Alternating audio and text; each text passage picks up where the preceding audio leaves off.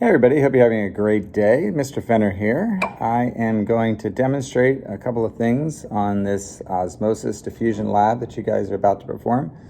One of the things is this tubing is called dialysis tubing. It is a plastic tubing. You could actually use a plastic baggie if you want.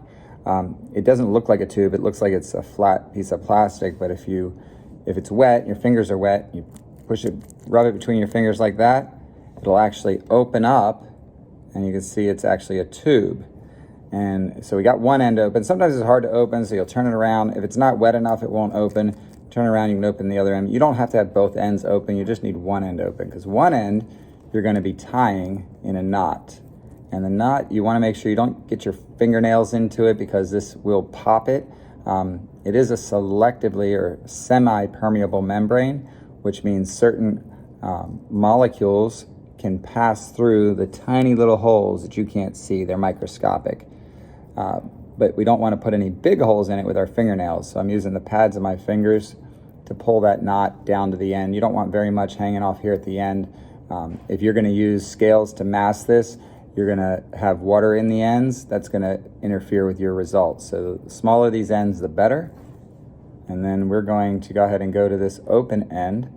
And we're going to take, if you remember the food lab you did, you had a solution of starch, and you also had a solution of glucose. And so what we're going to do is we're going to use this as a funnel here. And we have our bag. We put the end of it on our funnel. We have to be very careful. We don't want to overflow this. 5 to 10 milliliters is plenty to fill this up with. And so we're going to take our solution from our food lab. What I did is I mixed the starch and I mixed the glucose together for our positive controls from the last lab. And we're going to pour them in here. And I'm just estimating it. You could do this too if you wanted to just estimate, or you could get a graduated cylinder and actually measure this out. But we want to just have enough to kind of fill that bag a little bit. And we take our funnel, and always put your funnel upside down so it doesn't roll off the lab.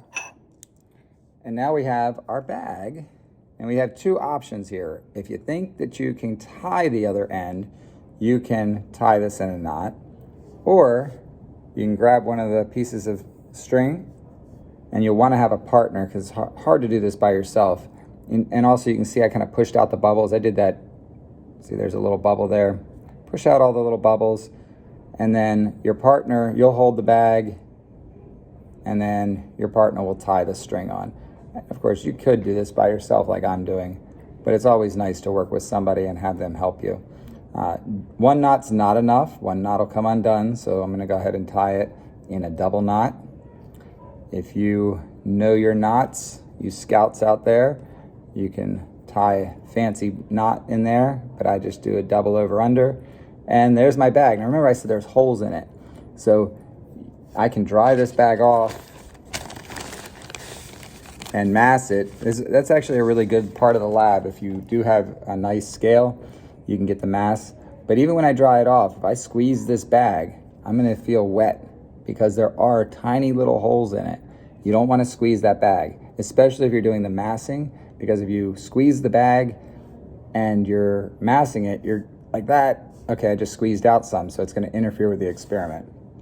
So record your mass, whatever you're going to do, and then you're going to use a beaker, and you just want enough water in the beaker so that the bag is covered. I might actually have too much water in this bag, so I might want to take out a little bit of water, but the bag just needs to be submerged.